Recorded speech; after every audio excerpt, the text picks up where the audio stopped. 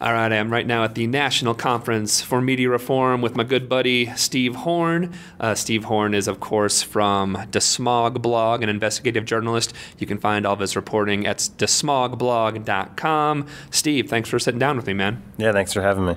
All right, so Steve, again, you and I have been hanging out all weekend. We're actually housemates. We're staying at this giant journalist party house, which neither of us have gotten much sleep this weekend. But I'm actually really glad you're here because not only because you're fun to hang out with, but because, again, last week we talked about on the show how an Exxon pipeline in a town just outside of Little Rock, Arkansas, a town called Mayflower, had a pipeline break, and all types of oil. It's not even oil; it's actually it's tar sands oil that has been spilled, and it's pretty devastating. And the whole situation is ugly. So I'm just going to let you lay out what exactly went down.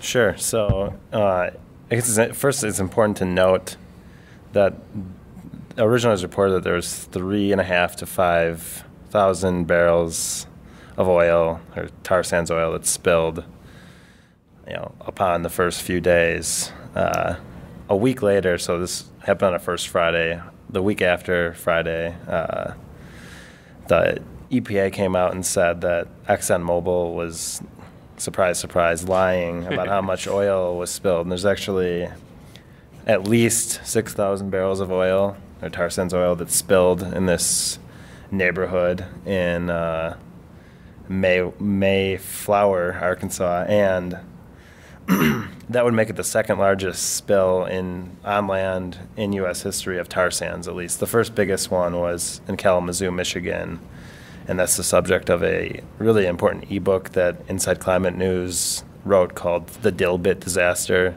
Dilbit meaning diluted bitumen, which is just the technical term for tar sands.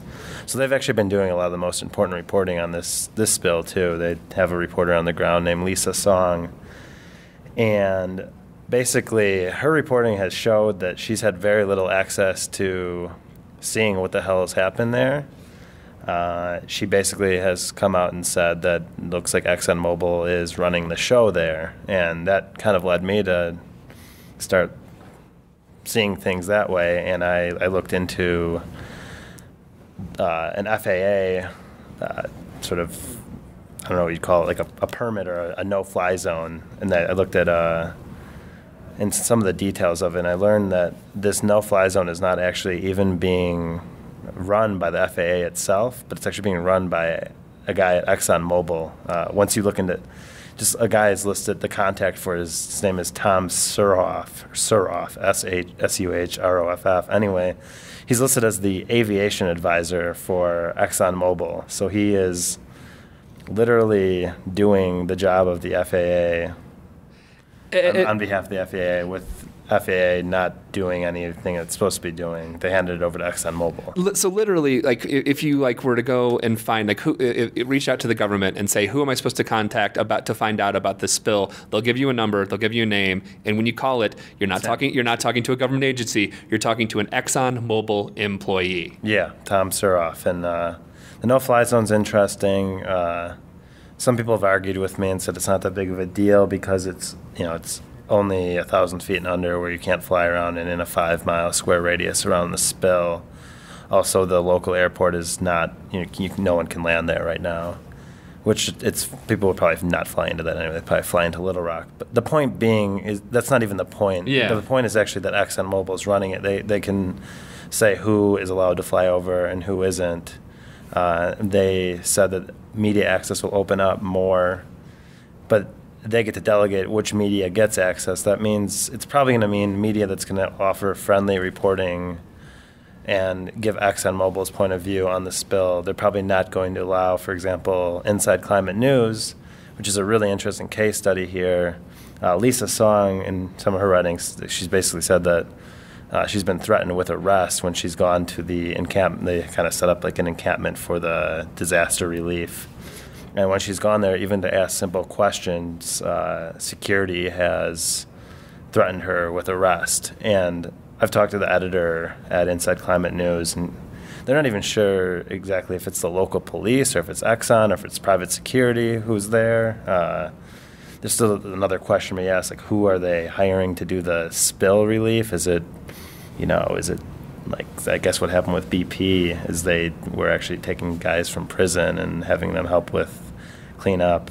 Of course they were. Yeah. So it's but so and if I remember seeing this, I saw this on someone posted this on Twitter. Apparently, because the type of oil that's being transported it's not crude, it is tar sands oil. When oil companies have to transport regular oil, they actually have to automatically put money into a potential disaster cleanup fund, essentially. So like a disaster fund. So not if, but when oil spills happen, which they happen all the damn time, when this oil spill happens, the money is already there. Not enough, ultimately. I mean, like that we could talk about that too, just how ridiculous and how little they actually have to put forth and how much these spills actually end up destroying communities. But because of the fact that this is not actual crude oil, it is tar sands oil, they actually did not have to pay into any type of disaster fund. So does it look like, is Exxon going to be paying for this at all, or is it all going to be entirely on the taxpayers? What do you think? It's probably going to be on the taxpayers because of this. The oil liability cleanup fund tar sands don't fall within that category because it's not conventional oil, which is really ironic because that means it's actually more volatile, more dangerous oil that's shown to be more prone to leakage. And it busts the pipelines open, essentially, because it's so thick and cruddy and slushy and sludgy. It is not safe to transport this stuff. Yeah, and I mean, it's so crazy because this is not even... The bigger story is probably that this is not even the only spill that even happened this week. Yeah. There's actually 3 tar sand spills this week, which the timing is just insane given that this Keystone XL decision is up in the air right now. There's a spill just like 2 days ago, a Shell oil spill, tar sands oil spill in Texas. There's also an Ontario spill, closer to home in Canada where the tar sands are extracted. And I guess the most insane part is Exxon was handed a safety award at some sort of industry conference that Zach Roberts on the Mudflats wrote about it, saying that this is not an Onion headline. They were really handed a safety award right after this spill.